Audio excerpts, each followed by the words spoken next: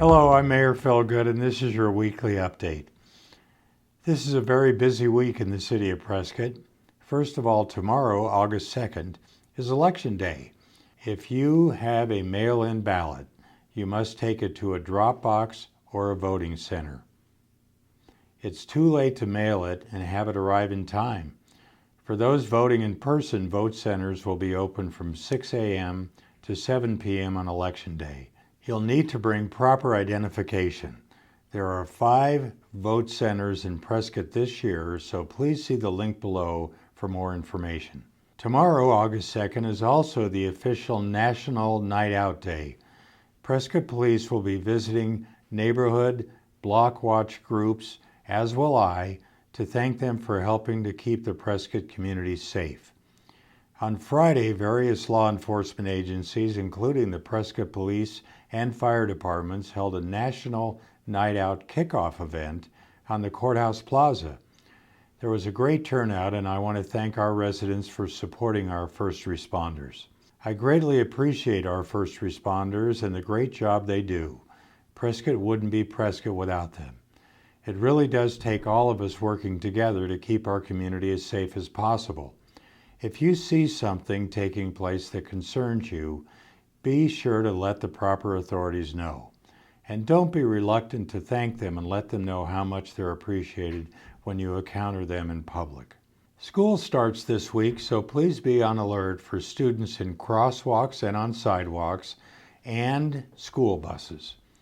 Prescott Police want to remind you of these safety procedures for drivers.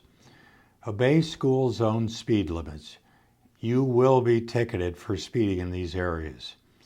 If the yellow or red lights are flashing on a school bus and the stop arm is extended, all traffic must stop in both directions unless there's a raised median in the center of the roadway. Never pass a bus loading or unloading children. Please allow at least 10 feet between you and the stopped school bus. Be very alert. Children can be unpredictable. Several days last week were designated as flash flood watch days by the National Weather Service. And there were also periods when the National Weather Service issued flash flood warnings. A flash flood watch is issued when conditions are favorable for rapidly rising water to pose an immediate hazard to life and property. It does not mean that flash flooding will occur, but it is possible. A flash flood warning is issued when rapidly rising water poses an immediate hazard to life and property. The monsoonal moisture is expected to bring more rain this week. Since the ground is already saturated, flash floods may easily occur. There also may be a lot of water on the roadways. If you are registered for Code Red, you can be notified if there is an urgent situation in your area.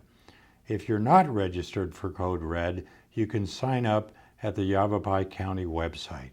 It takes just 12 inches of rushing water to move a car. If you come across a flooded roadway, turn around. You don't know how deep it is or if the roadway has been washed away. It's not safe to attempt to cross it. Just 1 inch of water in a home can cause $25,000 worth of damage. If you think your home may be in danger of flooding, there are several sand pile locations throughout the city and county where you can fill up sandbags. Not all locations are supplied with shovels, so it's best to bring your own. There's no charge for this service. During last week's council meetings, we heard from staff on the options for dilapidated and unsafe structures in the city of Prescott. With this information, we will be considering further policies and codes in the future. Please remember, we work hard in our city to remediate rather than to condemn structures if at all possible. Prescott residents can apply for funds through our minor home repair program.